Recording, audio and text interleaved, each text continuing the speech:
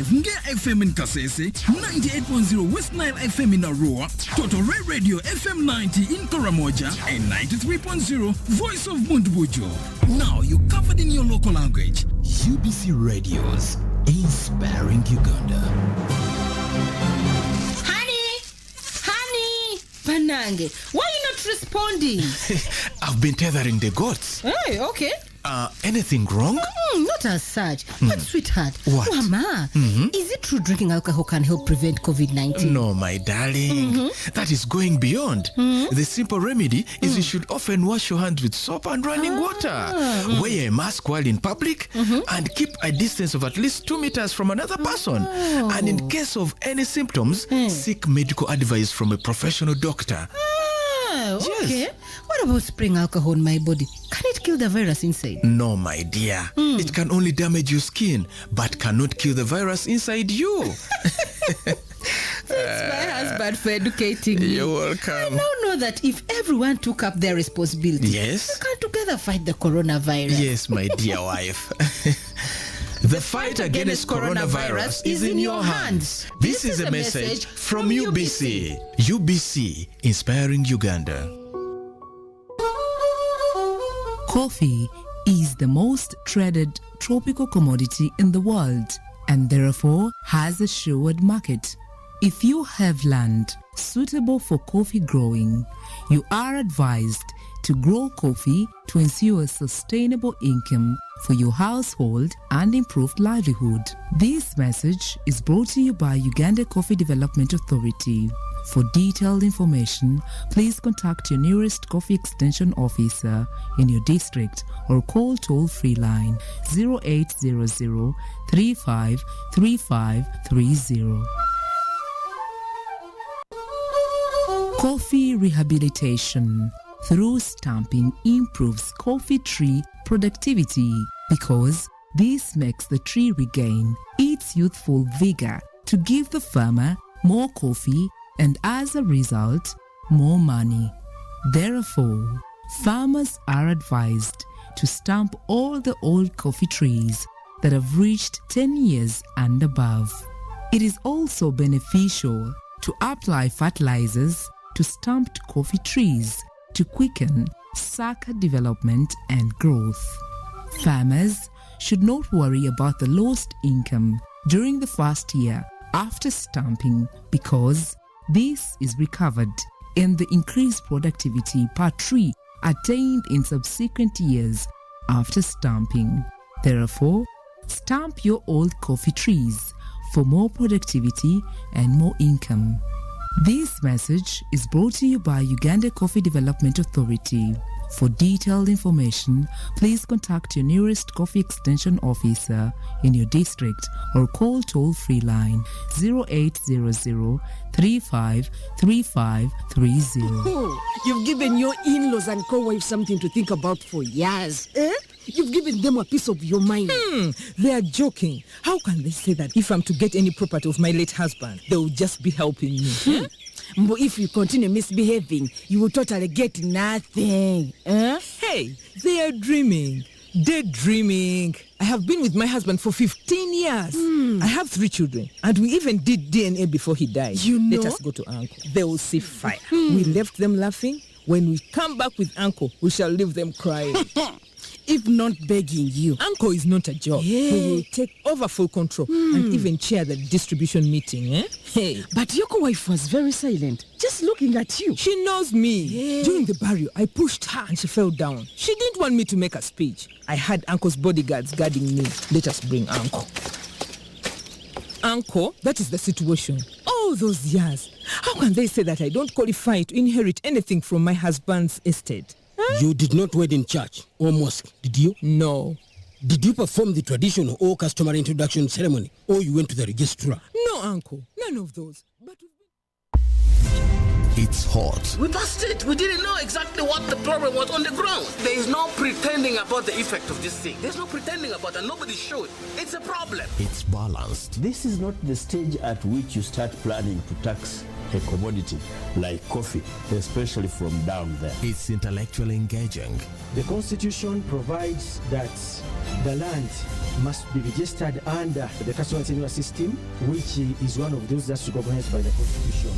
Ground Zero Season 2, live and syndicated on your public and national broadcaster, UBC, inspiring Uganda. Welcome to Ground Zero Season 2, a show that brings you in-depth discussion ranging from politics, health, finance, sports, and so much more. Ground Zero Season 2.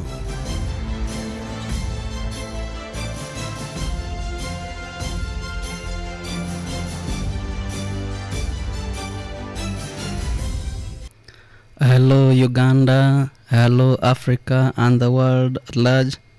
You are most welcome to this edition of Ground Zero.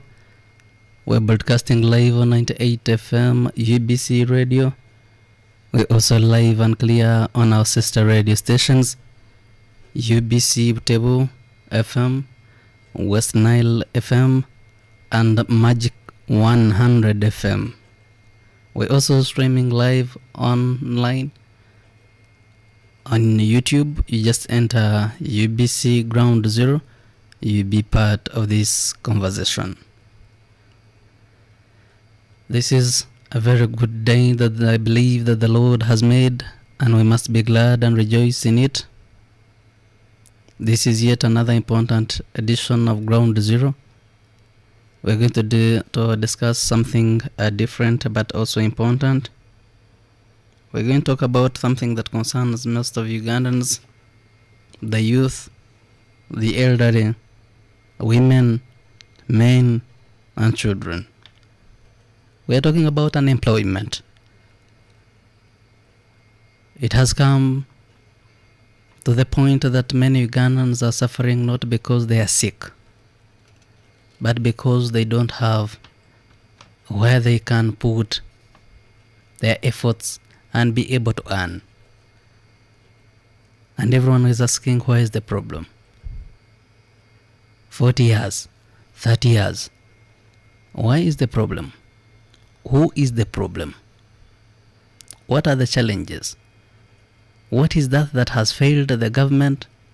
What is that has failed the private sector?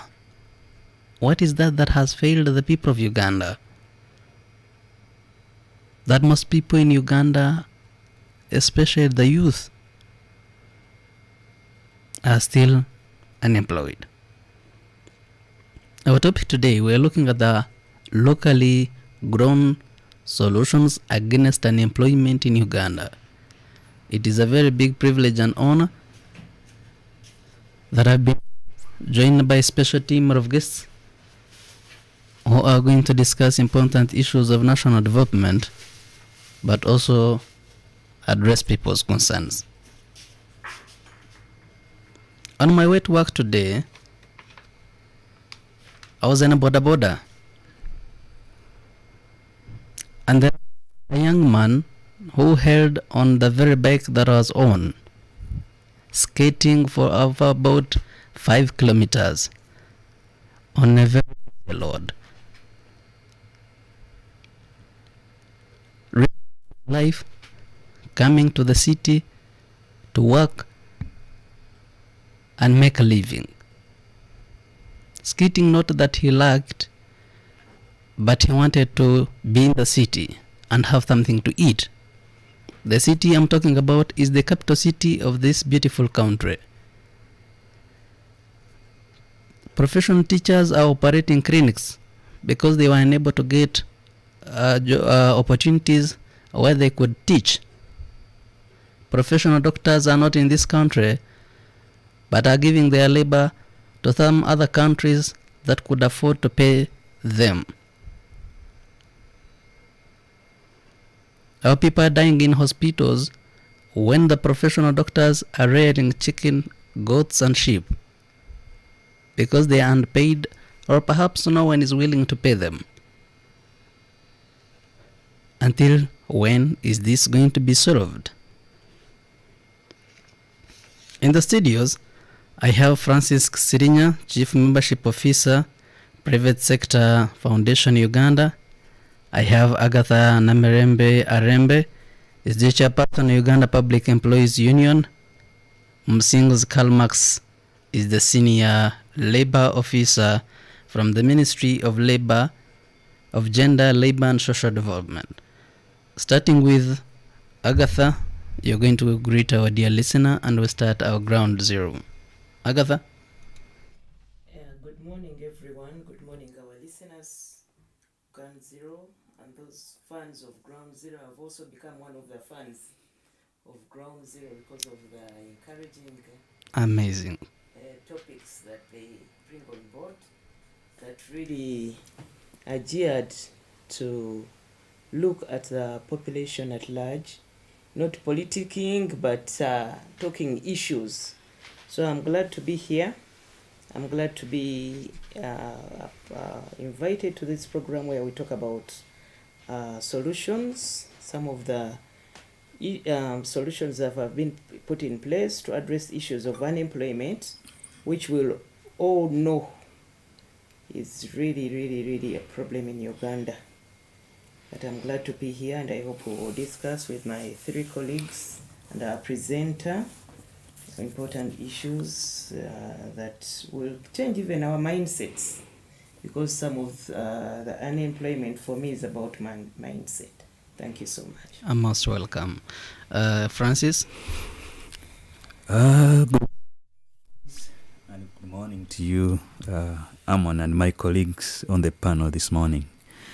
I'm very glad to be part of the Ground Zero discussions and discussing a topic that is very dear to everybody in Uganda, that is employment. And I really look forward to a very good, beneficial engagement this morning. Most welcome. Karl Marx? Good morning, listeners. We are happy to partake of this discussion this morning, and we would like at the same time to thank you for selecting this theme. It is very topical, it is very fundamental, and we look forward to fruitful exchange with the listenership. Thank you very much. Most welcome. This is UBC Ground Zero. In case you want to be part of this conversation, you'll reach us on 776-511-426. The number you will call us on is 776-511-426, and you share your idea on what you think needs to be done in this country. Who is the problem? How best can we solve such challenges? And we have a better Uganda. A Uganda that is fit for everybody to live, a Uganda where somebody is able to provide a meal to his family or her family, Uganda that everyone will be proud. Francis says this is a dear topic, but to me it is a scare one. We are about to, is it tomorrow that we're going to celebrate International Labor Day?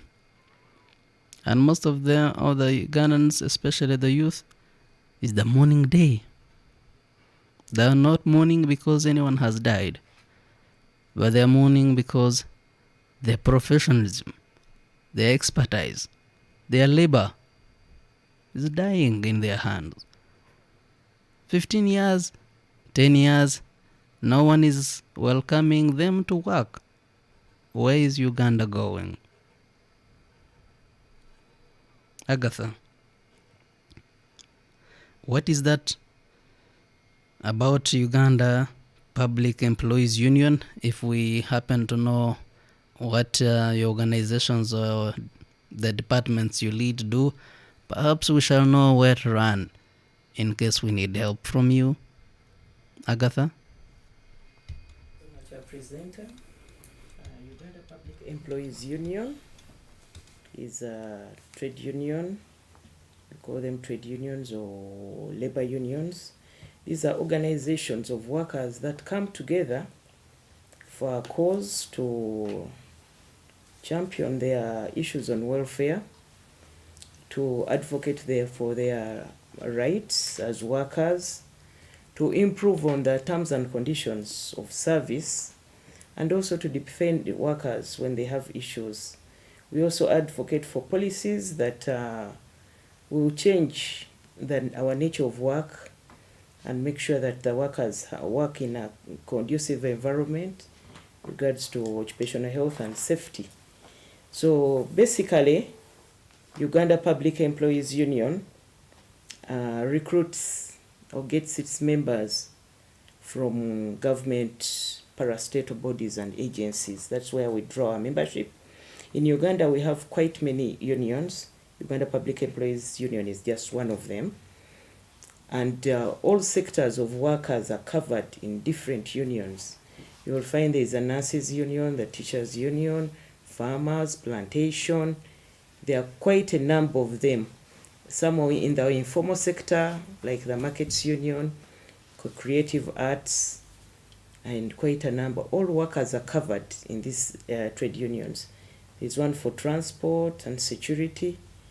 So each and every worker in the country is covered, including public sector workers. People in the ministries are also covered under these organizations. So our focus is mainly to look at the terms and conditions of service that we serve in, to make sure that the government also creates enabling laws for the workers to enjoy their labor, to benefit and also benefit the economy. Because whenever you use a worker who is happy, definitely that worker's productivity will be high there. So that's basically about the trade unions, and requests workers out there, please seek and see the trade union that you can belong to.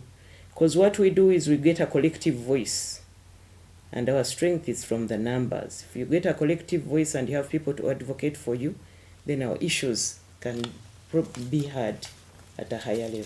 Thank you. Most welcome, Msings Kalmax. What is that department you're in about? How is the Ministry of Gender, Labor and Social Development, and any other thing that you would love to know about your ministry? Kalmax. Basically, our ministry is one of the fulcrum ministries, and it takes on the labor aspect in the whole country. It manages labor, industrial relations, employment issues, occupational safety, and health. Labor, of course, includes employment issues, generation of employment, decent work, and all other issues and dynamics that are incidental to that function. The Department of Employment Services is the integral department within the entire framework of that ministry that is at the forefront of trying with others to strategize feasible action plans that are aimed at ensuring that sufficient employment outcomes in programs, projects, interventions of government, and the 18 national development programs as outlined in the third national development plan 2020, 2021, 2024, 2025 accrue to our labor market entrants and those ones that are already in the national labor market. That's what we do. That's what we intend to do in the short, medium, and long-term perspectives. That's what I can summarize as being core of what we do. Thank you very much. Most welcome. Francis Sirinya. Thank you very much, and listeners once again. I come from Private Sector Foundation Uganda. Private Sector Foundation Uganda is a private membership organization. It is an agency that was formed in 1995 by very important business people led by the late James Morana at that time. working together with government and development partners to set up an organization that would represent the private sector in Uganda. The private sector is everybody who does business, everybody who does not earn their living through a payment or a check from government. So whether you have somebody on a farm, in a factory, in a bank, privately owned bank, and all manner of activities, you are somebody we are required as PSFU to represent you in discourse, in discussions, in engagement with government and policymakers to ensure that the environment under which we do business is conducive, is supportive to ensuring that our businesses thrive, and then when they thrive, we are able to provide employment. We are also required to grow the private businesses in Uganda through conducting capacity building programs. Capacity building or capacity is really a very wide word, as you should say, but it includes so many things, from skilling, from identifying technology, from building linkages and networks, to working on standards, markets, and all the entire things that are required to enable a business to really thrive. So to date, we are about 307 members, and this is because membership of the PSFU is through companies, is through associations. Now, associations are the majority. The companies are fewer that become members of PSFU, because to qualify to be a corporate member, you really need to be a substantially big company. But in total today, we are about 307 members. Now, under these, the various associations below us, like for instance, Manufacturers Association, Bankers Association, Insurers Association, Farmers Association, and many. Under them, we have anywhere between 1.2 million to 2.7 million business establishments. So we are really a very large fraternity of people, of businesses in Uganda, and I should say that we are really the biggest employer, so to say, in this country.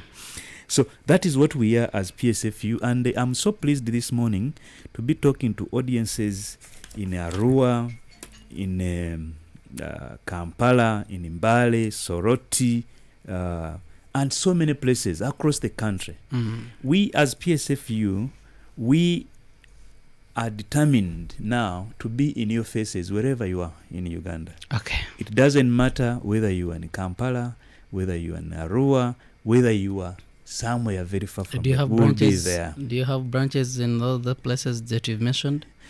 Not yet, but we are rolling out that particular program, and we'll be with them.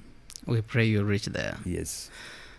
Ground Zero on 98 FM, UBC Radio. We're also live and clear on our sister radio stations, UBC Butebo, UBC Western Nile, Magic 100 FM, and we're also streaming live on YouTube. You enter UBC Ground Zero and you'll be part of this conversation.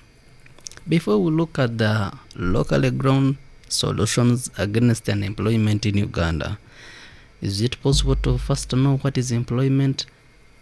Maybe someone is somewhere unemployed but is not aware that he's unemployed. Musingus, what is unemployment in your own understanding and how you understand it as government? Basically, unemployment denotes a situation in which one is available, one is searching for that economic opportunity called employment, one is able, one has skills or not or no skills to engage in an economic activity, but is unable to find one. That's basically what I can try to explain regarding unemployment in the simplest terms, so that it can be holistically understood. Employment also means engagement in any activity that can accrue economic benefit or contribute to the welfare of that person and the people that depend on that person, basically. That's what I can also explain regarding employment. Okay. Francis, based on the statistics that shows that the unemployment rate in Uganda that was published on 2nd Feb 2022 by Aaron Ondale shows that from 1999 to 2020 the unemployment rate has been to 2.44%. In 1999 we had 2.56%. It shot to 3.6% in 2004, reduced in 2005 to 1.9%, shot again 3.6% in 2009. Until that time, it has been reducing and increasing and reducing and increasing, but we are seeing more of the increase than the reduction. Up to date, it has shot again in 2022 to 2.44%. What is the problem? Yeah, thank you very much, Amon, for really framing this particular problem, and I really want to thank the previous presenter for really giving us the definition of unemployment. Very clearly, very clearly, unemployment is a big challenge in the country. You could also look at it from the another perspective, for which we've been told already that if, for instance, you looked at graduates, people who come out of higher education institutions in the country every year, they're about 700,000 every year, but only about 150 of these can be employed can be absorbed into what we call employment, meaning that the rest 550,000, that is 500,000 people, remain unemployed. But further still, remember that there are also those people who are going to be entering the job market, but who are not necessarily graduates, or who are not necessarily people who have gone through higher education institutions, like people who get off the formal education system. They come into the employment. They also come into the employment world. But you can see that we absorb very few. Why enroll the uneducated? Yes, very few of these. Yes, very few of these are being enrolled into employment, which is a big issue. Now, let me talk from the why do we see this particular situation. Let me talk from first of all from my constituency, which is the business community, and tell you exactly what we see is the challenge. Now, one, we realize at our companies that the rate of creation of employment is really very limited. There are just too few job openings, either in government or even in the private sector. And this is something that is created by companies' inability to expand and grow significantly because of lack of markets. Every time you have a market, you are able to expand your production activities. And when you expand your production activities, it means you're going to require additional labor. So this is such a binding constraint to the private sector because of lack of markets. Before COVID, the statistics we were working with from our member Uganda Manufacturers Association showed that companies were only operating at 53% capacity, meaning that if your company would be able to make 100 pieces of, say, loaves of bread, you could only make 53 of them in a day, because the 47, even if you made them, they will not find a buyer. So you don't have to buy to do them. So now, after COVID, then that even made it even worse, because it created some challenges of lockdowns and closures, and then it's now about, it came to about 33%. We are now seeing it rising again. So the issue of market is a very big challenge on the business side, and it is really failing companies from employing more people. Now, there are other challenges on the company that companies face that affect their ability to grow and supply the jobs that we need. Now, later on, we shall be talking about, we possibly will share with you what we think should be done to improve the growth of companies, so that we are able to expand and provide the jobs that we need. Right. Now, but on the supply side, the people who we employ, there are also things we notice as the business community. Many times people show up for work, come to apply for positions, and they are recruited. But we find that the kind of skills and competences that they have do not match what we expect as the employers, and therefore they are not able to perform. They are not able to give us the kind of results we expected. And so you recruit the uneducated? And that it's not about education, no. It's about competences and skills. So there is that mismatch. People go. I thought every educated or the professionals have that that is required as skills and competences. Do we have the educated who don't have competences and skills? Yes, theoretically. Yes, when we go to, our education system at the moment, I think there is some changes that are coming, which we are up about. But currently, when we sit in classes, when we go through the education system, we are really getting knowledge there, which is a very good thing. Knowledge is what we are consuming, is what we come out of school with, knowledge. But putting that knowledge into practice is what we call skills. So the skills is what we miss. Somebody gave us a very good example. One employer said that, you see, he is a contractor, they're in construction. So you go to a university and say, I'm this contractor, this is the kind of money I give, best the salaries in the industry. And say, give your best candidates. And they say, this one has a first class, the other one is second, upper, and we grade ourselves. So you take them. Now, when you take them, instead of asking you for overalls and helmets, and because they ask you for offices and the AC, air-conditioned office. Now, where on earth would you as an engineer, either civil engineer, electrical engineer, or whatever engineer, why on earth would you be looking for an air-conditioned office?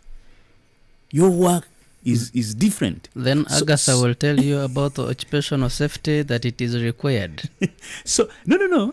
What I'm emphasizing is you can see the mismatch.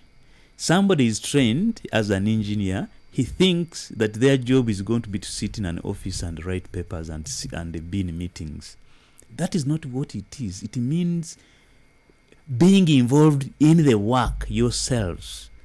Measure things, make sure the tractors are moving correctly, compacting and doing all the things. That is what that's why I said. I thought it is a corrective force that we need people in offices, but also those that go to the field. No. We can't all go to the field, and all of us can't go to office. No, I agree with you. But you realize that the skill that you have and what you come out within the university, it has not actually even guided you. That look, you have to begin on the line. You have to begin with the physical work before you can even talk about offices. So you see, what is the problem? Is it the education of yes, the people who get out of the universities not consuming effectively what they have been taught? Yes. No, it is how we educate our children. I've told you that we sit in classes to consume knowledge.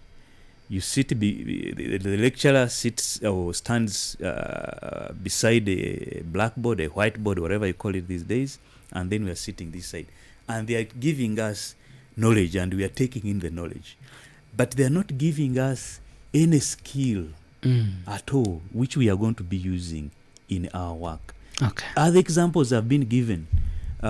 Children who are out of the faculty of agriculture or whatever, they are qualified in agriculture, but then they are not, when they come out of school, they don't even have gardens.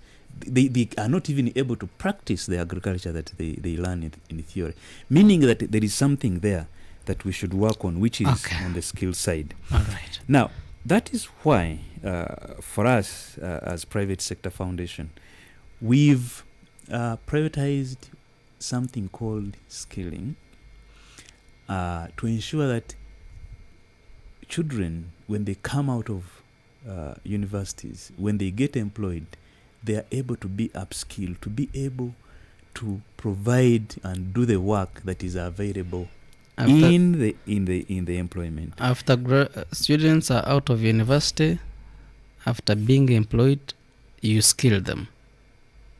Yeah, because that is the fact. I can tell you, when you joined, I'll give you a good example. My first job was teaching, because I graduated from the School of Education in the university. The beauty is that we used to have those preco trainings. I don't remember what they used to call them. I taught for 3 years and left. But when you at least you would go with that skill, some practice, but very little of what I was able to do in class actually came from my studies. No, it came from experiences and mentoring of the other people that I used to work with. Mr. And I think, Xilenya, yes. How about skilling these people before they get enrolled? Because in Uganda, to get a job, you have to have an experience. Why do you wait for them to be employed first, then you skill them? Yes, I was giving the situation as it is today. That's what it is. And for us as Private Sector Foundation, we have already realized this particular problem. That for those who have finished their studies and have even got employment, we work on upskilling them to make them able to do work for which they are employed to do. Okay. But there are those who are just coming out of the university and are not even employed. And everywhere they try to find a job, they ask them for 2 years experience, 3 years experience, and all of that stuff. And where are they going to get this? So we have created what we call a work readiness program now, which is going to help bridge the gap, help the students coming out of the university, graduates coming out of universities and higher education institutions, take them through a process that makes them ready for work, i.e. expose them to real work experiences, place them with the employers, companies, and so on and so forth. They get the practice skills.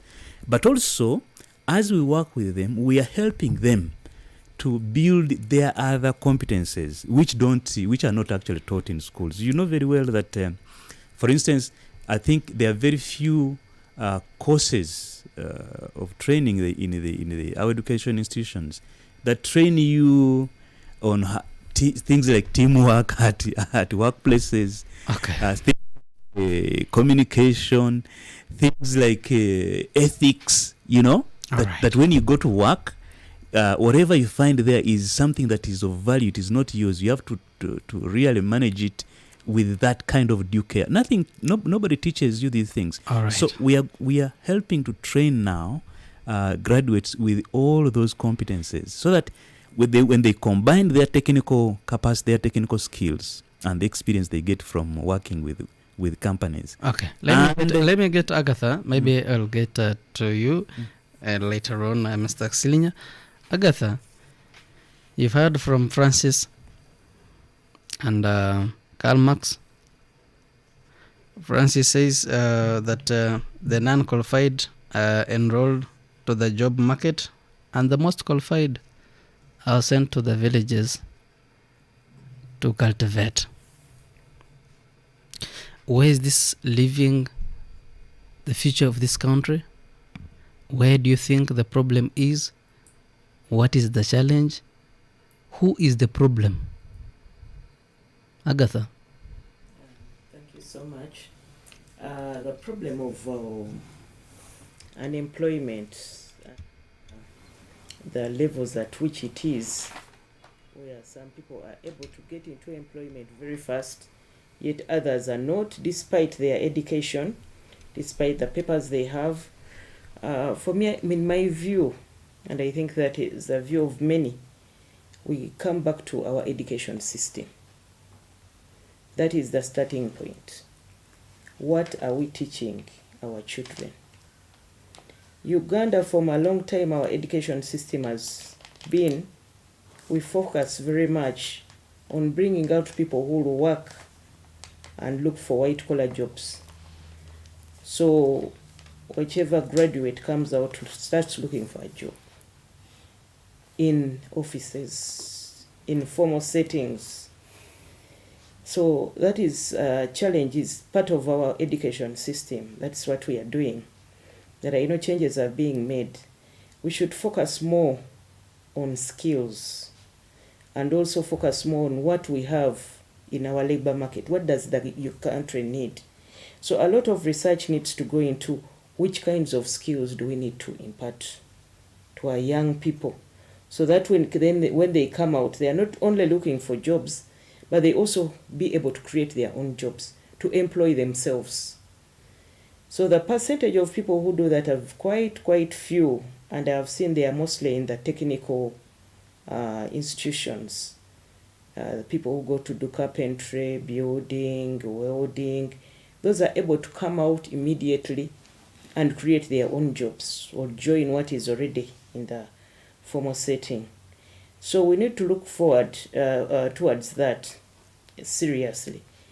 But again, we find that people who go into those technical institutions are people who have dropped out of school, who people think are less intelligent and so on.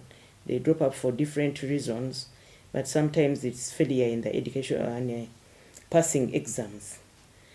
So we need to find a way of how we can upgrade these technical institutions, so people are attracted there also, instead of going to universities where they look for white-collar jobs. Then another thing is people study to pass exams, and that is it. That is the method that we have of teaching. You teach people so that they can pass to the next level. When you ask, and this was a point of discussion yesterday among our workmates, someone was photocopying some homework, and the challenge was, I don't remember even studying this, but actually we studied these things. So I actually told them, the system we passed through was looking at passing exams, and that it was just preparing us for passing exams. It never prepared us for the job challenges that we face. So we need to also address that issue. And sometimes when people are out of the education system, their mindset is looking for a job. It's a mindset issue. They don't want to get their hands dirty. They don't want the dirty jobs. Yet there is a lot of employment there. Look at agriculture. If we are focusing on, we are talking about issues of improving the household. There are various forms of employment in that area. But we have this mindset that if I have a degree, I should not be seen doing some particular kind of work. It's not only the individual, but it's also the society that we are in. We look at people regarding their level of education. If someone is a PhD person, then you will see someone being regarded as a high-class citizen. Yet at the end of the day, even if I don't have my degree, I can still be able to do something in society. So those are some of the things that I see. Then lack of skills is also something that is putting us back. Which are the skills that we need in this country? Has there been any deliberate effort to look at our labor market and see what does it demand?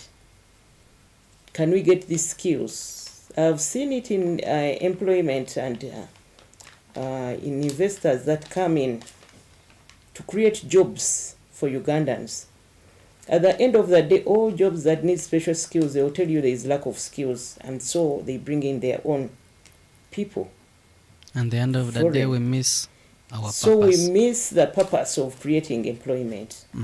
So you'll find that most of the people will go into the casual work in these factories, in these setups, but we never employ Ugandans in those key positions because of lack of skills. For me, I would have imagined that if an investor comes in place and brings a factory, even if he's bringing skills, he should also train Ugandans.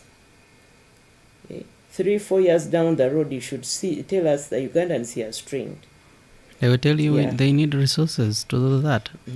But training is in different forms. It can be on-job training. It can be, upgrading. So those are some of the things that we need to tap in. I think Uganda has to make policies, especially under this investment authority, Uganda Investment Authority. They should do better. That if you're bringing in someone, train someone along the line who will also take over and also maybe even be able to set up different factories. Then another issue I look at is technology. The current technology we have, it has also affected the number of people we can employ. It would have been a blessing? Yes, it would have been a blessing, but if you compare the number of people, for example, go to the breweries. Formerly, I did my industrial training in one of the Uganda breweries then, and the numbers were very, very high on those lines. Today, if you go there, a bottling line is operated by one person, where we had about 50 picking broken bottles, replacing them, and what. By this time, everything is being automated. The machines. Yes, go to our water industry, same story. A shift that used to have around 14 people, today can be operated by 4. So even technology that we have, I know in some issues it has created opportunities in the ICT. People are able to do more, but still, if you compare the numbers have really, really, really dwindled. So that's for me where I see the problems. People should change their mindset. They should change the culture of thinking that only people with the degrees matter. And those with the degrees should know they can do any kind of job. Then also our education system. That is where the catch is then. Are you in any way saying that we should have our children out of this education system and they get enrolled in technical institutions for skilling? Considering the situation and the requirements of the job markets and the future of this country? We still need people who will be in administration and management and accounts. But this country, for it to develop, it needs more technical people who are hands-on, who can actually go there. If you are an engineer, and I've seen this, if you are an engineer, why should you stay in your office? Because you don't have a job there in the office. There are administrative people to do that. You need to go out there and be innovative and create solutions and solve issues. And also create opportunities for other people. You should not sit there in your office and sit. Then we have people who are really talented in other areas that we are not looking at. For example, why should someone who is really talented in sports also go to seek sit their exams for history, chemistry, yet knowing that this person is going to be using his skills. So we should also look at that, using our skills, using our talents, using our passions as avenues of removing unemployment. In the first place, why would the government encourage the education system that is not going to be of importance to the children and the nationals of this country?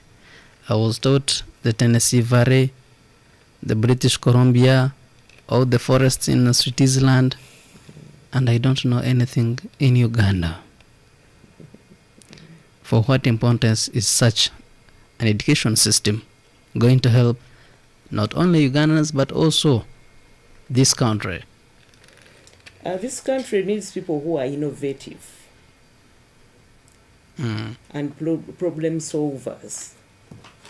It doesn't need people who are just in books and looking at what other people have done.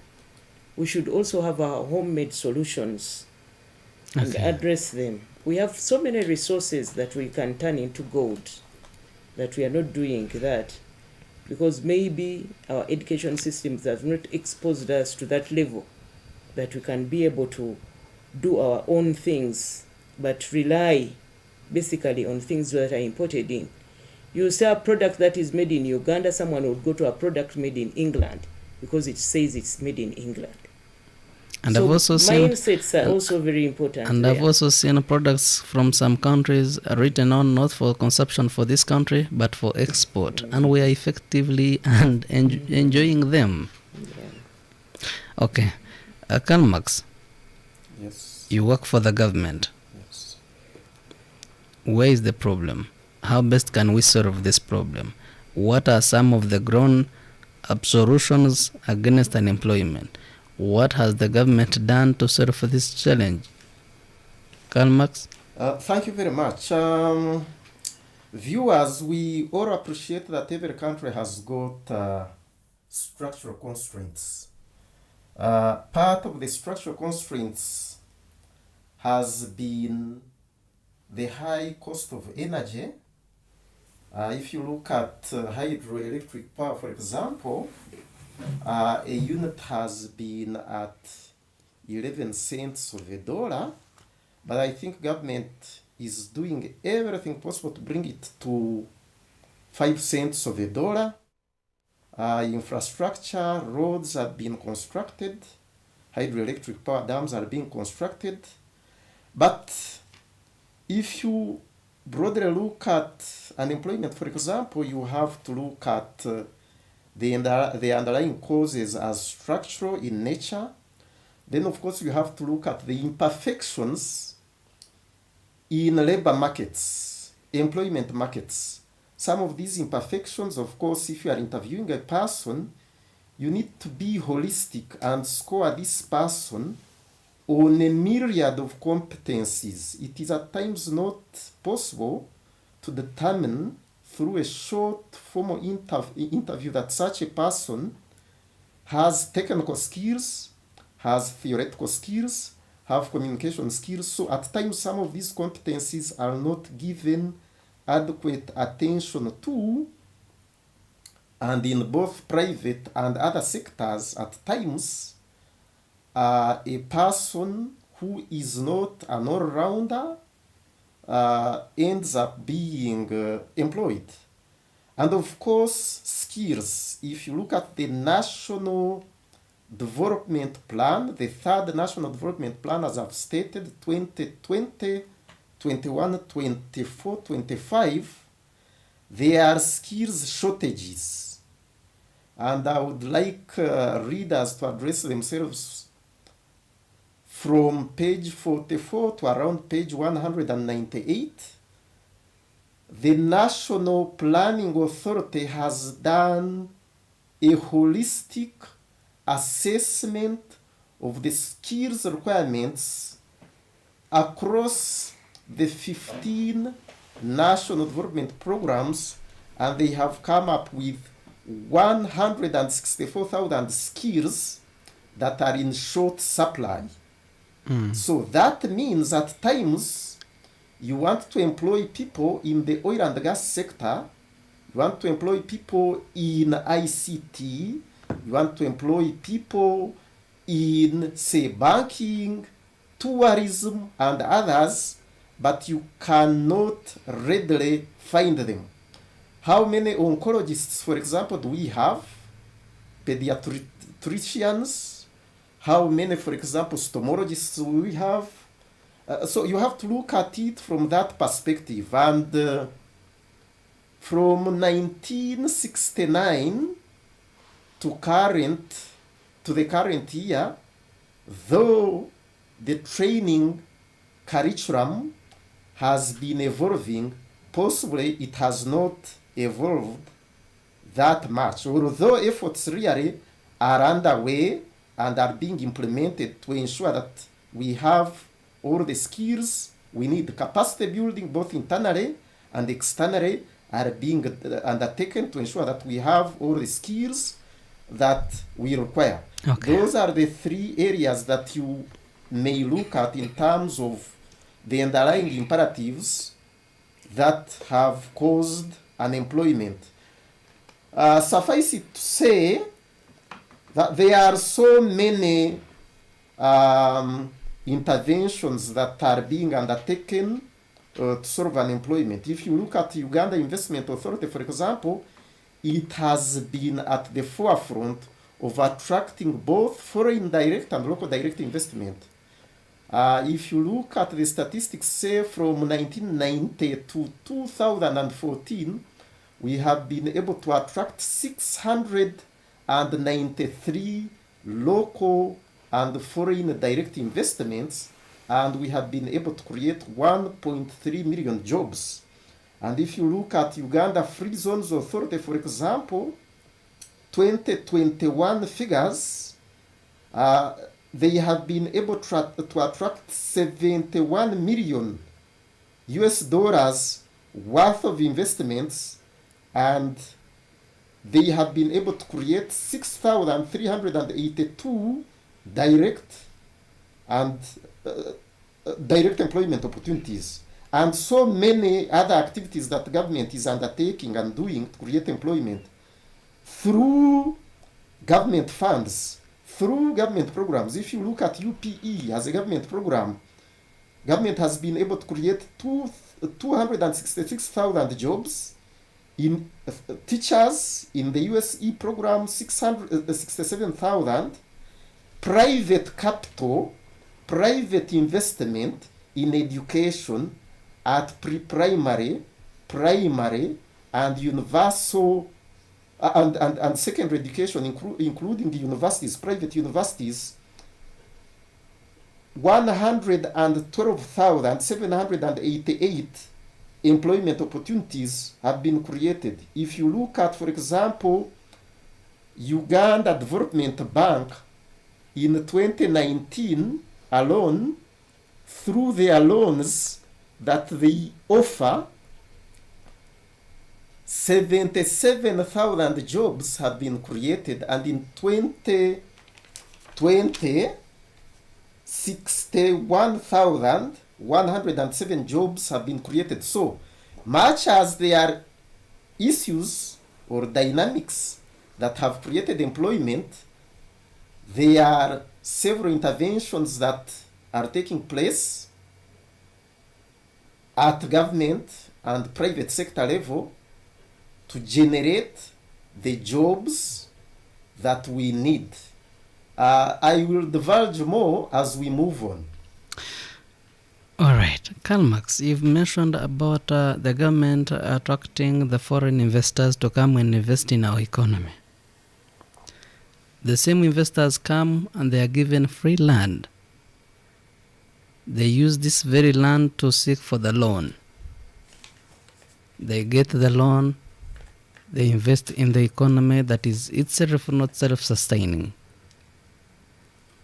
After getting the loan and the land, this investor gets the people from his home country as experts. They come and operate in these factories and industries or any other venture that he has established or started. At the end of the day, the Ugandans are the end consumers of these products. They are overcharged. The Ugandans are overcharged because the investor wants to pay this loan, and all the profits that are made by this investor are taken back to the home country. Where is Uganda benefiting?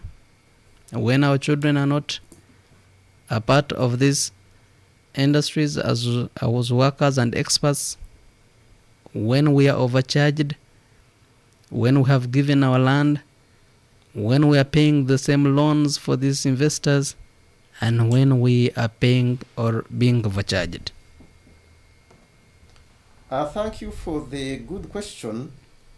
Firstly, every country world over, and I'm talking about 195 countries in the whole world, give incentives deliberately and consciously to investors. So that is not only specific or particularistic to Uganda.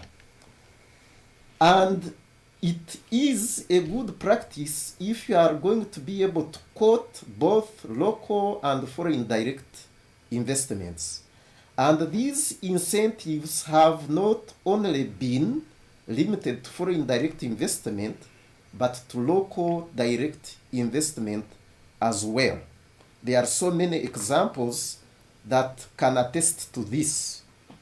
Now, in terms of the broad benefits that accrue, I wouldn't say that our people have not gained benefits. Look at the Namave Industrial Park, for example. 72 factories and industries, 30,000 employment opportunities. We have now 4,600 factories and industries in Uganda, up from 1990 when we had 85 industries, and these ones have been able to employ 210,000 employees. And if you look at the expatriate staff or content, it's just between 8.9 to 9%. 90% of the employment content on these factories and industries, 90% of the employment outcomes, 90% of the employment derivatives from the 4,600 factories and industries, including the 72 factories and industries in Namave, are of local content. So I would say 90 out of 100 employees in these factories and industries are actually Ugandan. Okay. In the first place, why expatriate? To that point of percentage, don't we have better engineers here? Don't we have good experts? Or we don't trust them? No, we do, but as I've told you, you need to look at the National Human Resource Development Plan for Uganda. And you have to look at the National Development Plan for Uganda. There are 164,000 skills gaps that we have.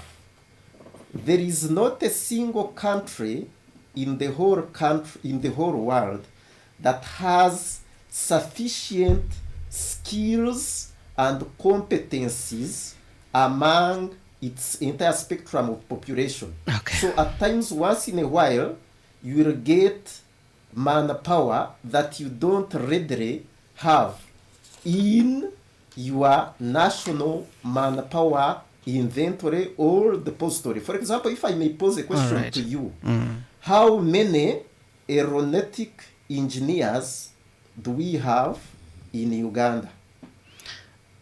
Before we come to that, you say there are job opportunities, but we don't have people to be enrolled in that. Why doesn't government put mechanisms to train, nurture, or even give scholarships to such professionals. If we say we are going to invest in oil and gas, and we know that we have less, and the government would provide perhaps to do some courses at Makerere or in any other university, or perhaps have individuals that are interested and take them for scholarships outside Uganda. Is that difficult for the government? No, that's a very good question. It's not difficult, and the government has done it. If you look at the universities now in Uganda, courses in oil and gas have evolved. And in 1987, for instance, government sponsored some technical staff in the energy and mineral development sector to go outside and study courses in the University of Aberdeen and other universities. Can't government do that across other sectors, across all sectors? And I'm happy they have been instrumental in our oil and gas industry that now has reached a phenomenal level of harnessing and development. And in other sectors as well. If you look, for example, at the health sector, different professionals are being trained in various fields, working in our hospitals and in other areas like education, teachers, and so many areas that we are seeing a rapid scale-up of competencies and professions. All right. Yes. This is UBC Radio. Indeed, this is UBC Radio, and this is Ground Zero. We're broadcasting live on 98 FM, UBC Radio. We're also live on clear our sister radio stations, UBC Butebo, UBC Western Nile, and Magical 100 FM. We're also streaming live on YouTube. You just enter UBC Ground Zero, you'll be part of this conversation. Ground Zero takes a very short break, and when I return, we're going to get your calls. You've been calling, but wanted to first understand this challenge and how best we can look at the solutions. So in the next hour of this program, we're going to get your calls. After this very short break, get your phone ready and be part of the conversation. We are coming back in a bit. I pray you don't go away. It's hot. We busted. We didn't know exactly what the problem was on the ground. There is no pretending about the effect of this thing. There's no pretending about it. Nobody should. It's a problem. It's balanced. This is not the stage at which you start planning to tax a commodity like coffee, especially from down there. It's intellectually engaging. The Constitution provides that the land must be registered under the customer tenure system, which is one of those that's recognized by the Constitution. Ground Zero Season 2, live and syndicated on your public and national broadcaster, UBC, inspiring Uganda. As Uganda works towards Vision 2040, UBC Radio is dedicated to the development of Uganda. Join us every day for transformative programs in English, Swahili, and Luo. This is UBC Radio. This is independent sound. UBC has 11 sister radio stations spread throughout the country to educate, inform, and entertain.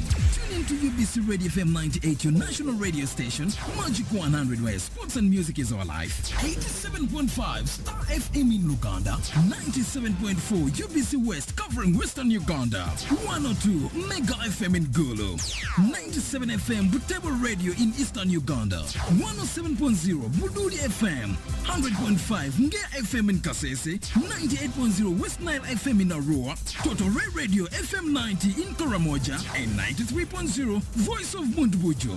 Now you covered in your local language. UBC Radios, inspiring Uganda. Welcome back. Ground Zero Season 2 continues. Welcome back from that very short break. This is UBC Ground Zero. We are broadcasting live on 98 FM, UBC Radio. We also live and clear on our sister radio stations UBC Butebo, UBC West Nile FM, and Magic 100 FM. We are also streaming live on YouTube. Enter UBC Ground Zero. You're going to be part of this conversation. We are talking about locally grown solutions against unemployment in Uganda. And in the studios, I have Msingu's Karl Marx is the Senior Labor Officer from the Ministry of Gender, Labor and Social Development. I also have Francis Ksirinya is the Chief Membership Officer from Private Sector Foundation Uganda. Agatha Namirembe Arembe is the Chairperson Uganda Public Employees Union. Ampaire Amon Butega is my name, and this is UBC Ground Zero.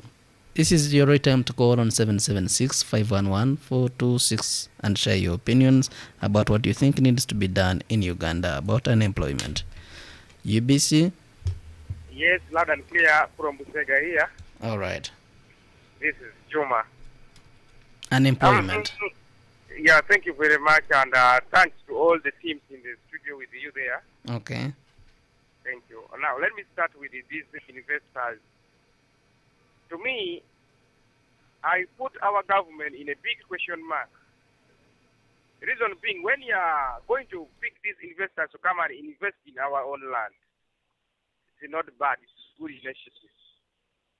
But terms and conditions, we need this government to be much transparent about. It is not all about accountability, but the model, the approaches they used, and the duration they will last. Some of them, they came here, 2 or 3, but they multiply every year, and others are even giving birth within here. But when we go to the procedures of work, yes, citizen-owned and citizen, we find that some biasness is there. We have, as Ugandan, we have natural resources. If you are bringing investors, first engage these locals.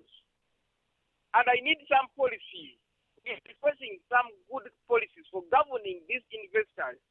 Let it be, if 3 years or 5 years, as they are installing the machine for gas and oil, because we have other citizens who are working in South Africa, who are working in Arab Emirates, who are working even in Europe. They are top engineers in those countries. Why don't we bring them back to work at home? Bring investors, sign with them agreement, you government, you sign with them agreement, you are going to be here to establish this factory or this industry. And the moment we have qualified ourselves here within the citizens here, the engineers, then you will make sure you will go back to your home country. They will give us some good light. Okay. Because now, the more we rely on their theories, because these PhD people, if they are not bad, yes, they have to be at the other side of the administration. And it is very simple to a PhD man to add 1002 to subtract 10 out of the budget. Okay. And you do this, the killing full person is suffering in the field there. And in the appointment letter, you can be even ready, you read by yourself, there will be milk, there will be breakfast at high VIP stages, but it is a theory. Okay. It is not even practical. Then what do I say? It is a corruption there. You know? So, documentation, when it comes to permit, some of these investors, some of them are sending even their prisoners from their home country to come and work here in Uganda. But the way the government will consider those people, since they are different allies, it tells me we are not transparent. So I'm crying about our government, transparency and accountability and finally corruption. We have to fight corruption. Okay. Thank you very much. Most welcome, Juma. Juma. Yes, thank you. Most welcome. 776-511-426 and be part of UBC Ground Zero. What do you think needs to be done in Uganda to reduce unemployment issue? UBC? Hello. UBC? Yes, this is John Obot from Tororo. John who? John Obot from Tororo. Yes. John Obot. Yes, Obot John. you are clear. Yes, John. Your concern, please. my concern is I'm also youth below 28 even. Okay. That this issue of unemployment is all over the country. That now, if the government wants to fight this, the reason is the most people who are the corruption in the country is the one which leads to unemployment in the country. Okay. One, because like now you find that someone who has who is in the top of the leadership will want the family members to continue to do what, to own the position, but they don't want this, like us who don't have those people cannot be considered. Okay. Another thing, now when after education they said that they need 3 years experience.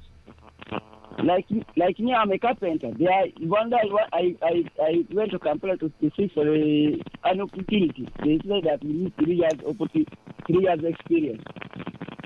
Now, 3 years experience from school, they ask you for 3 years experience.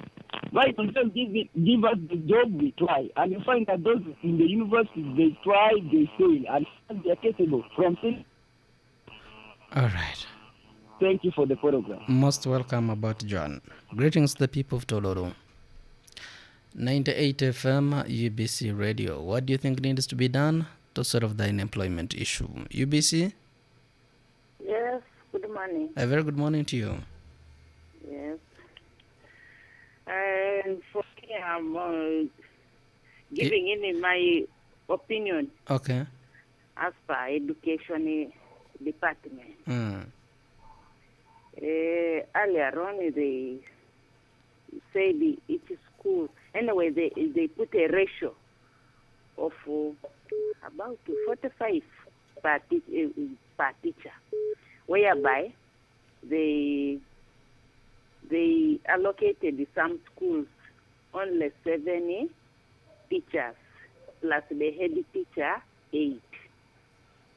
But now you'll find that there are some schools whereby, like a government school, you'll find only 6 teachers plus the deputy.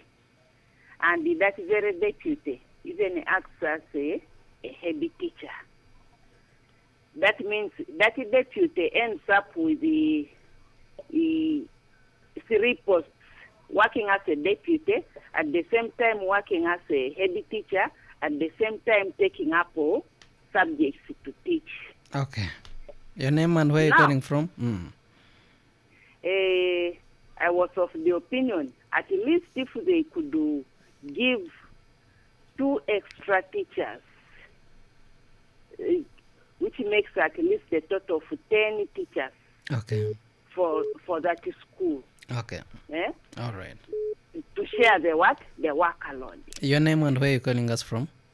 I'm Helen calling from Matuga. Yeah, okay. Thank you so much. And you know, some of this is because we have to account. Okay. We also have to fall sick. They see maybe somebody has lost a person, has to go away. Okay. All right. You'll find the workload becomes Thank you. too much. Thank you. And UBC, our time is first spent. Your name, where you're calling us from, your concern, or perhaps you have a solution. You say it, because our time is first spent. 776511426. You share your opinion, your name, and where you're calling from. UBC? Yes, hello. Hello. This is Robert Laxoni. Yes, Robert. Yeah, yes, I'm very grateful to hear what is on the ground. You're calling us from where? I'm in Kayunga. All right. Now, what is now happening in Uganda, most especially, is corruption. The second thing, what I can talk about, these investors, these white people. For me, what I'm seeing in Uganda, they used to see these white people as God in Uganda. For sure, when you go to the factory like this Kachira, and you get the amount of the money people are working there, you cannot even buy a soap. Okay. Thank you. At least when these white people come, the government must take those people in action to pay a Ugandans in a good amount. And actually in Uganda we have also those people who are studying. They have PhD. They have degree. Those people who did the fabrication work, they are there. But now you see, most of the work is under these white men, and those white men overworking this Uganda, and no money. Thank you. Uganda. Thank you so much. Thank you. UBC on 98 FM, UBC Radio, Butebo, Western Nile, and Magic 100 FM.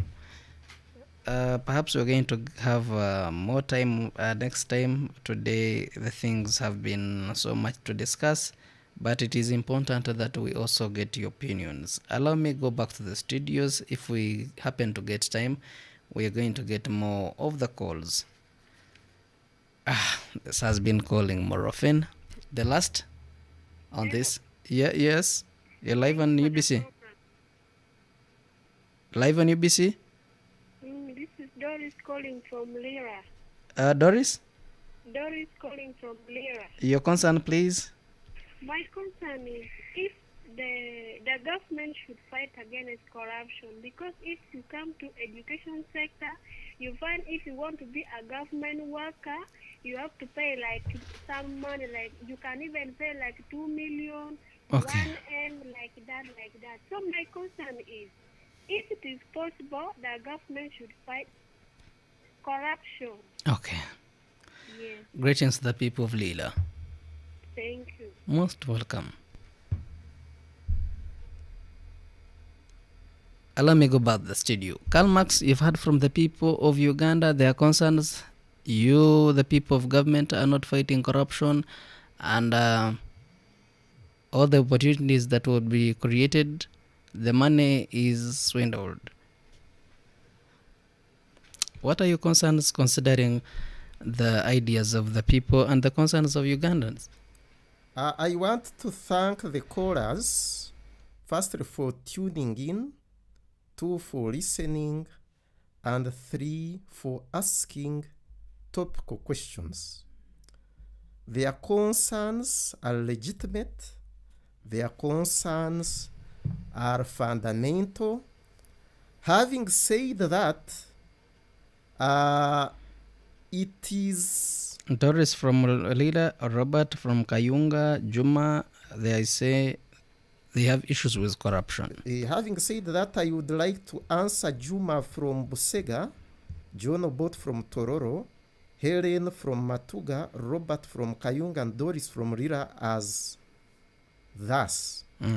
Firstly, on the issue of corruption, government has institutionalized offices that are mandated with tackling this issue. The Inspectorate of Government, the Directorate of Ethics and Integrity, the State House and Corruption Unit, police. Please, if there are some concerns, if there are some challenges, Ugandans are free to report these matters directly to the concerned offices that I've highlighted. Whose role to fight corruption? The role of fighting corruption, first of all, begins with the citizen, who must approach, who must report these cases to the offices that I have outlined. Now, in terms of... Our time is fast spent. Perhaps we're going to use seconds to raise our issues and address all these concerns, because we have only 20 minutes left for this program. Allow me get the Chisirinya. Robert said, John Oboti from Tororo says, when you go to the workplace, I think Agatha had mentioned about it. It is you who mentioned it actually. 3 years experience and you're out of university.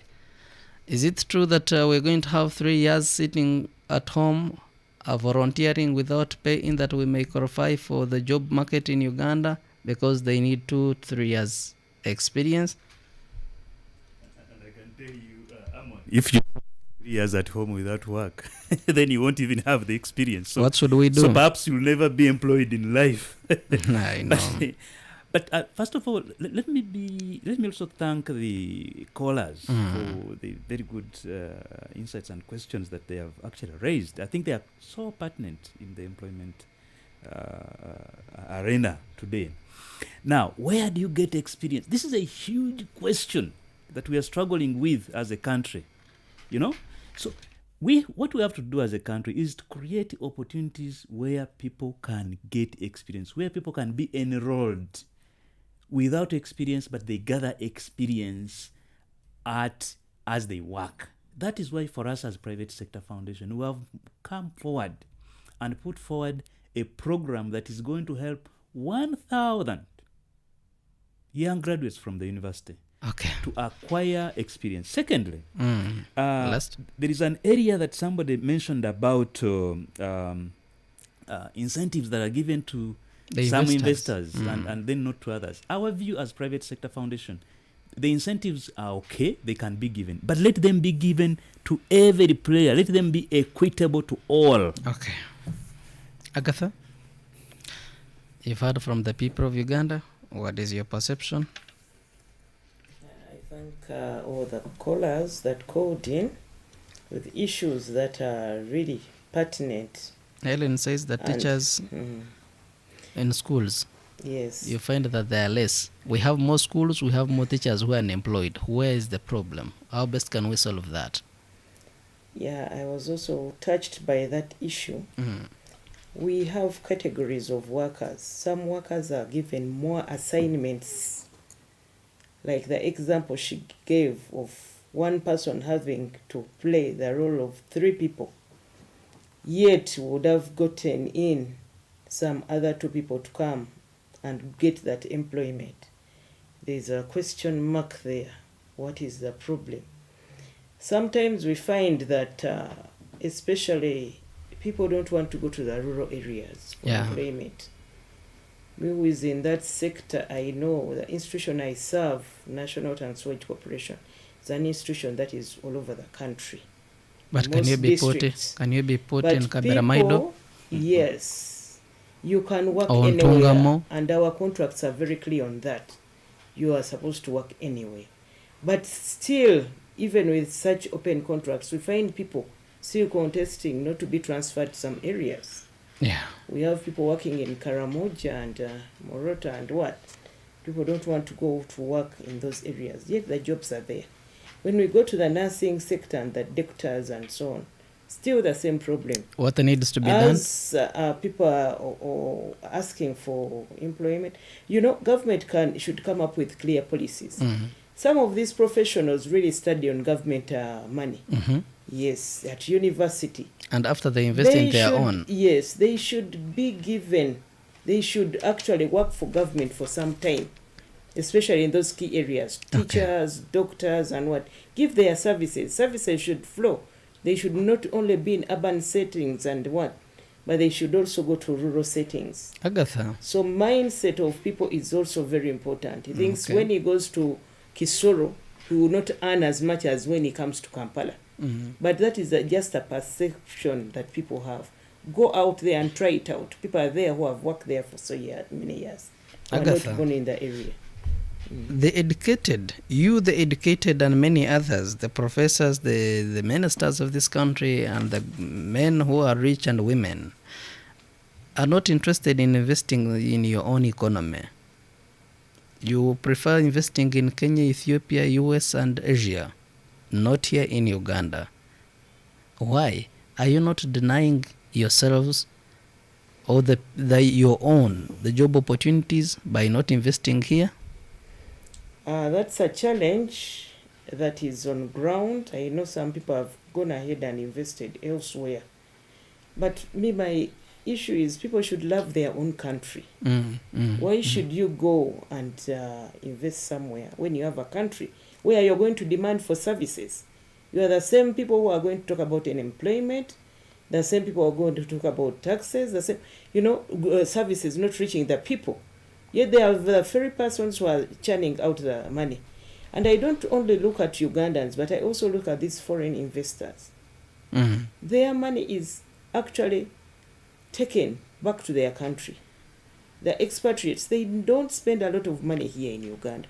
They'll still What get do you think? the money there. What do you think should be done? Policies should be available here. That you have had a profit of $1,000 million as profit, and we must share. There's always social responsibility.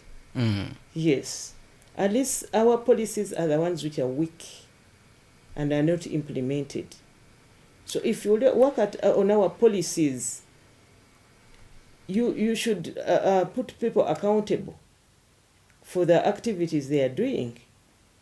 If you, especially to handle this issue of corruption, everyone has mentioned corruption. Government will tell you they have put mechanisms and policies, but they have failed to be implemented. Who is to blame?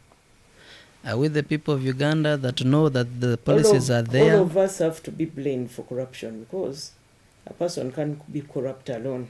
He's helped by another. So my issue would be to start from the young generation. So for how long are we going to have policies and policies on paper but not implemented? Mindset issues in our young children. Okay. Because for me, I've seen such things. You go to a school, there are rules, and the very parent who is supposed to, implement the rules is the one breaking them. What example are you giving to those children? I can give an example. I had my kid in Navistosa one time. But, one day, we are not allowed to take eats in a non-visiting day if you're going to check progress. But one time I saw people then I asked this girl, how come? This superb said, Mommy, I think you're the only one who follows that rule. So what kind of children are we bringing up? So we are corrupting the young ones. If we are corrupting the young ones, then this society will never change. We need to start with these young ones to show them the right position, even at our homes. All right. Thank you so much, Agatha. Karl Marx, we believe that considering the population of Uganda, perhaps the government or the private sector, the Francis Sirinyas, the Rembes of this country, may not be given the opportunity to provide all the opportunities for all Ugandans. But also Ugandans have the capacity to start their own businesses and other that they may feel comfortable. When they run to the banks to get the loans, the interest is high. But they go ahead and borrow. At the end of the day, considering the economy and how things are going in this country, prices are high. They end up not paying the loan. Not that their discipline of payment, they have bad payment discipline, but because of the economy and how things are running in this country. At the end of the day, properties are taken. When the government is watching, what is the problem and how best can we solve that to help the people of Uganda? Well, thank you very much. The private sector, I must emphasize, is so important in this country, and it is at the forefront of the country's macroeconomic framework. Private sector-led growth.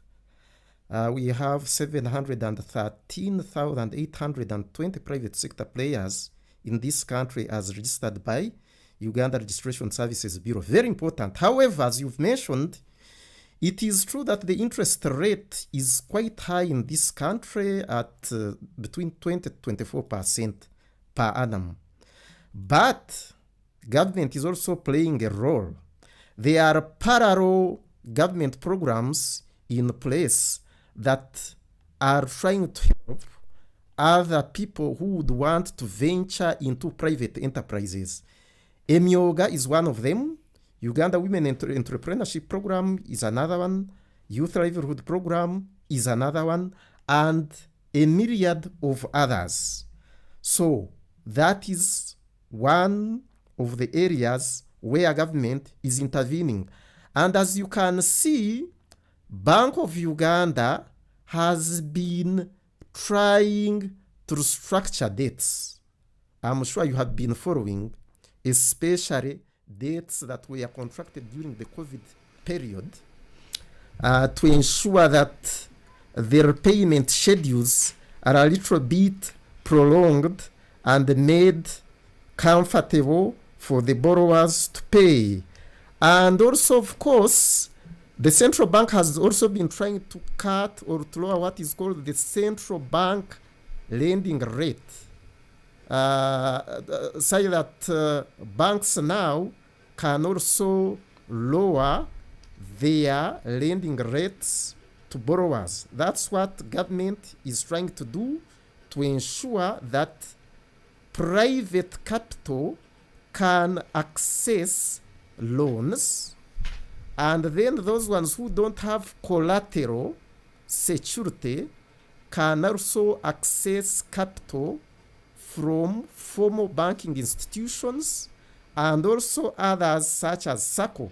Okay. If you look at, for example, Emioga, they have been able to lend through 3,450 SACCOs at the sub-county level. To me, those are the initiatives really that government is trying to put in place to ensure financial deepening for those ones who don't have collateral. Isn't government able to reduce this rate to about 10 or even 5 or even less than that? Why would the government sideline? To whose side is the government? To the people of Uganda or to the moneylenders, institutions and companies? Government is on the side of the people of Uganda. But as even when we have reached 20% rate? But as you very well know, most of our commercial banks are foreign, with maybe not more than 3 that are domestic. But as I've told you, government is trying all it can do to ensure that the interest rates are lowered. One, through making sure that the central bank lending rate is lowered, and it has been oscillating between, say, 11 to 12%, so that these other banks can also lower their interest rates. And two, as I said, if there are some Ugandans who cannot effectuate businesses using these conventional commercial bank loans, then there are some other financial outlays at SACCO level, at microfinance institution level, at some other microdeposit-taking institutions to borrow and other government development programs. Kisirinya, from the private sector, people are poor. They would love to get the loan from either the money lenders or the companies or even banks. When they reach there, they want security. But who has the security? Who has the land? Who owns the car and is able to give the card? Is this economy only for the rich? Thank you very much, Amon. I can tell you, you really have framed this very well. And it responds very much to our challenge of why we have unemployment. Just to step back a bit, one of the solutions that we see that will handle and address unemployment challenges in the country is by encouraging and motivating those that cannot get a formal job to create their own business. And this is the message that we really must drive all of us. But there are so many pertinent challenges that are creating this particular problem. You have mentioned the challenge of access and cost of money. It's incredible. You know, to get a loan, you go to have track record. You can imagine somebody who is coming out of school and is being told you can open your own business. Maybe he has created an app. All right, young person. Now, to get money to rent somewhere and drive their business, they say, okay, they go to the bank. They immediately, when we go to the bank, they say, give us a land title. How long have you been trading? Give us experience. So it becomes a very difficult thing for people to really survive by running their own businesses. Okay. But what we are doing and what we suggest should happen very clearly, as to complete the puzzle and the piece, young people must be given trainings in entrepreneurship. You can get the technical skills, very good. You can get the academic degree, very good. But you should also be added on entrepreneurship skills. Okay. Entrepreneurship skills unlock so many things in running businesses. The second thing is young people should be given opportunities, safe spaces through which they can start their businesses and grow it gradually. All incubation centers. Agatha? Incubation centers must come in. Thirdly, is for us to ensure that when banks now know that young people have got training, young people are in incubation centers, they might be willing to reconsider whether they will ask for a land title or not. And in PSF, we have been able to succeed to do this. We have a cohort of young people we are working with under what we call the Lead Farm Structure Project, where banks are not asking for collateral and where banks are lending at very low rates. All right. Agatha, how best do you think the loan access payment should be dealt with in this country? I think our financial institutions should also rethink their strategies because they are very, very key players on this issue of unemployment and people coming up with working capital. I've seen some banks like I think Equity. It has some loans that are much more friendly. But we need really to support. Capital is something that everyone thinks about as he thinks of an enterprise trickle capital. And if we don't address that gap, I think we will continue with the same story. So financial institutions guided by Bank of Uganda, because for me I feel if Bank of Uganda is able to guarantee some of these loans and our youth are able to access them at a low level, then they can be assisted to set up their businesses. But also we need to train our youth on financial management. It's also very key because some people are given money and even if you tell him to account or write down the expenses and so on. So financial management also should be impacted to people apart from only doing skills in a particular field.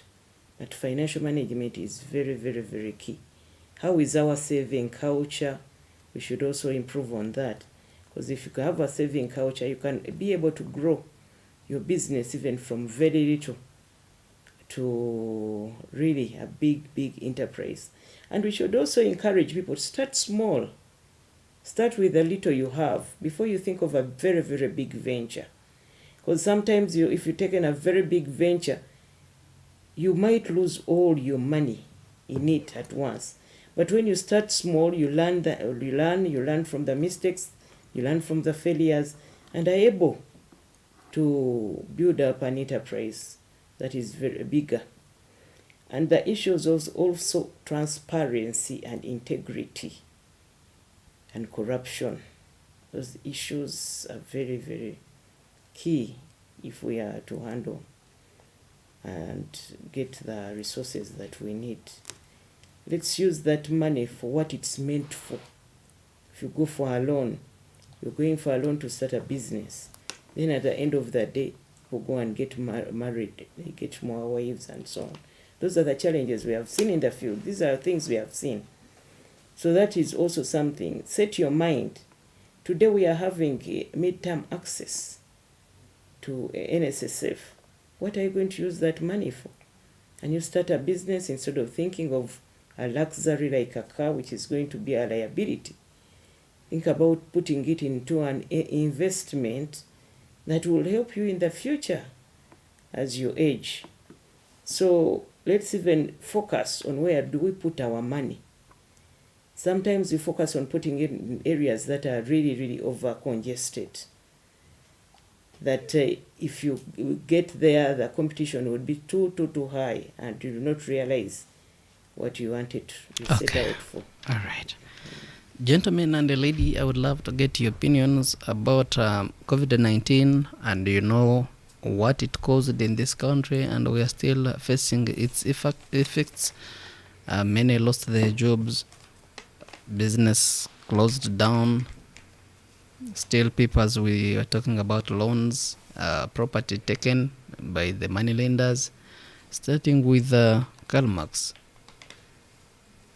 What do you think Ugandans need to do, especially those who were or are still being affected by COVID-19, in as far as employment and employment are concerned? One, it's unfortunate that the pandemic happened. The first point of what Ugandans need to do is to build resilience. We must be resilient. We must continue, because you will never get a world without challenges. You will never get a world without problems. Having said that, it is important that we learn from what happened. If we were operating in a particular manner, then it is necessary at times to adopt another paradigm. Okay.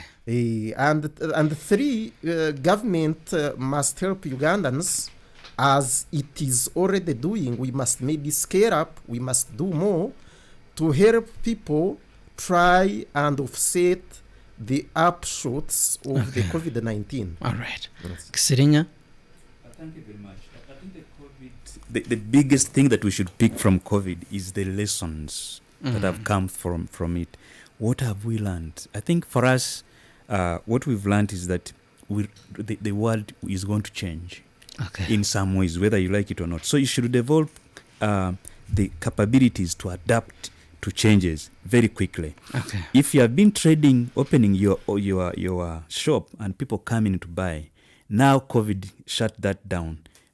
You created other mechanisms through which you can reach your customers, for instance, using e-commerce and so on and so forth. Then the second thing that we learn from this is very important to live and learn to save some money for a rainy day. So important. The third one is we need to diversify.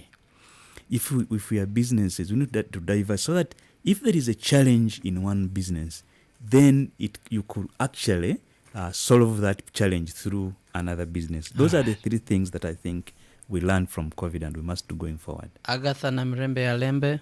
Yeah, I wouldn't want to really repeat what my colleagues have said, but for me what I would think we should learn from COVID is the opportunities that were opened up. As people were at home, other opportunities opened up. For example, delivery services. This is something that we had seen the increase. Online marketing, and also having different sources of income. Don't focus on only one source of income. Okay. And also the different methods of work. We have been looking at work as office, but now we are working from anywhere. You can work from anywhere, and that creates a lot of opportunities if you can really manage your time. So also time management has taught us something. You can divide your days and be in office for some hours and work from some hours, and you can do very many activities. As you do your Zoom meetings, is something else you're also working on. Okay. So it has opened up our minds of not to only focus in one area, but also to look at other areas. Okay. Lastly, what it has also opened up our eyes is to look attentively on our health. How do we manage our health? How do you behave? Do we do exercise? Do you feed properly? Are we eating our fruits and vegetables? Because if your body was infested with the COVID virus and it was healthy enough to build its own antibodies, you are able to fight COVID off. Okay. Those who are weak were not able to survive. So health was also something that highlights, and we encourage exercises to go on. Our time is fast spent. We may not go beyond this, and I'm going to give you a few seconds to have your last comments on this very topic. But most importantly, as you conclude, I have this question in my mind that always goes on. For how long are we going to keep recruiting our friends, not professionals? For how long are we not going to recruit experts, but expatriates? For how long are we going to have patriots being running this country, not those who are money-minded? For how long? Starting with Xilinya, 1 minute as we end up. Thank you very much. And as we wind down, I first of all want to thank the presenter, as well as the listeners out there for having listened to us. Secondly, I want to congratulate the workers. I think tomorrow we'll be celebrating Workers' Day, so congratulations about it. And sorry for those who are not working. And those who are not working, it's so unfortunate. The third one is, how do we, as we discussed, what I have learned out of this is that we can create our jobs. We just have to look at where the opportunities are, network, get the knowledge, look at the support systems that are available in your areas. The parish development model, the MIOGAs, our own programs as PSFU, all these things can help you to start your own job if you don't have one. Thank you. Agatha? Thank you so much for this program. It has been so enlightening. But one thing that I want to leave as a message is we need to change our mindsets about jobs and employment and the value that we give particular jobs, and also be very, very innovative. And we also need government to make sure that it passes policies that are enabling, that will help our future generation to move out of this bracket that we are in. Look beyond. There are some employers who don't want to employ people who are more educated and skilled than them, because they think they will take up their jobs. But I know we are in this all together, so we can still help each other. Don't fear to employ someone, thinking that that person will take up this job. It has been a challenge in the job markets. We have seen it in our workplaces, where someone would rather bring a person who he knows doesn't have the capacity to handle the job. So I'm responding to what you're saying. How do we remove from that vicious cycle? But let's be positive. Let's all contribute. Let's not leave this struggle of unemployment to only government. But who is government anyway? Okay. It's every one of us. Thank you. Karl Marx, seconds. Thank you very much. What you have alluded to is what we call imperfections in the labor market. And the government is doing everything possible to make sure that they are addressed. And it is everybody's responsibility here. And last, as I conclude, I would like to mention that government is aware of all these challenges that people have put across, and we shall continue and silent about them, to work diligently to ensure that they are solved as quickly as practically we can. And I would love to wish everybody a happy Labor Day celebration or celebrations tomorrow. And thank you for hosting us. Most welcome. This is UBC Ground Zero. We've been broadcasting live on 98 FM, UBC Radio. We're also live and clear on our sister radio stations, UBC Butebo, Western Nile FM, and Magic 100 FM. We're also streaming live on YouTube. It is UBC Ground Zero. In case you want to make a follow-up of this very program, create time to visit our YouTube. But also, this very program has a repeat, always on Sunday at 3 p.m. You may as well create time for that. We're discussing locally ground solutions against unemployment in Uganda. In the studios, I had Mosing's Karl Marx, Senior Labor Officer from the Ministry of Gender, Labor and Social Development. Agatha Namirembe Alembe, Chairperson from Uganda Public Employees Union. Francis Sirinya is the Chief Membership Officer from Private Sector Foundation Uganda, and we've learned a lot. I believe that we have to be innovative to fit in society, be competitive to be the best candidate in case opportunity knocks, be there for each other, study not to pass exams, but you study knowing that you're studying to fit and qualify for the job market, and be a patriot. I believe one day this problem will be solved, and I pray that the concerned parties, especially the government and all the Ugandans, fight this, especially corruption that is hindering the development and the creation of job opportunities in Uganda. From all of us at UBC, we wish you all the best. Stay tuned for UBC. For other programs on UBC Butebo, on UBC Western Nile, and on Magic 100 FM. Even here on UBC Red, George Ngobi is coming with On the Journey, the literature program. For God and My Country, Amon Ortega. Allow me to sign out. That was Ground Zero Season 2, a production of Uganda Broadcasting Corporation, UBC, inspiring Uganda.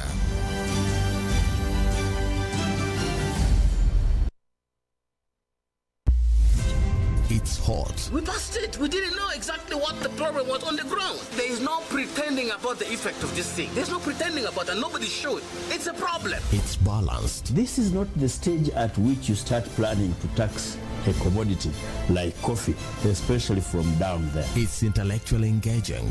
The Constitution provides that the land